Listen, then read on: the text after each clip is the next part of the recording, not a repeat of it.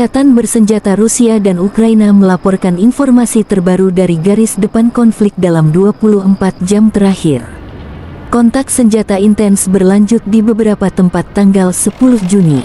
Igor Konashenkov, juru bicara Kementerian Pertahanan Federasi Rusia, mengatakan operasi taktis dan penerbangan angkatan darat, pasukan rudal dan artileri angkatan bersenjata Federasi Rusia menetralkan 93 unit artileri AFU di posisi tembak, tenaga kerja dan perangkat keras mereka di 122 area.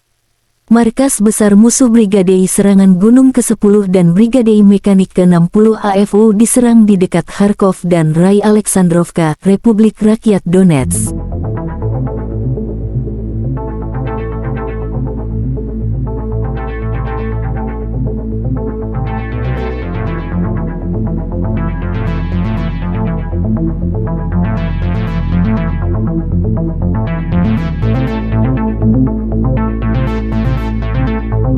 Igor Konashenkov, juru bicara Kementerian Pertahanan Federasi Rusia, mengatakan secara total, angkatan bersenjata Ukraina kehilangan 441 jet tempur, 238 helikopter, 4.563 kendaraan udara tak berawak, 424 sistem rudal pertahanan udara, 9.841 tank, dan kendaraan tempur lapis baja lainnya.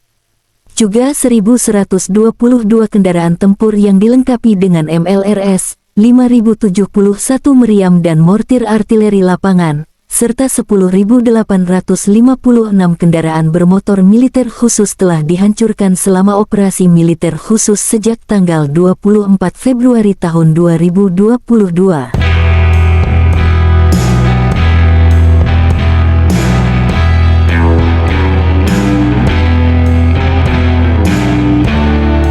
Laporan terpisah dari kubu Kyiv. Angkatan bersenjata Ukraina dalam pernyataan resmi mengatakan Rusia kehilangan 890 prajurit dalam sehari, termasuk 8 tank, 7 kendaraan tempur lapis baja serta 15 unit artileri dan 16 drone. Secara total, Moskow telah kehilangan 214.660 prajurit sejak mereka meluncurkan agresi skala penuh ke wilayah Ukraina. Terima kasih sudah nonton, jangan lupa like, subscribe, dan share ya!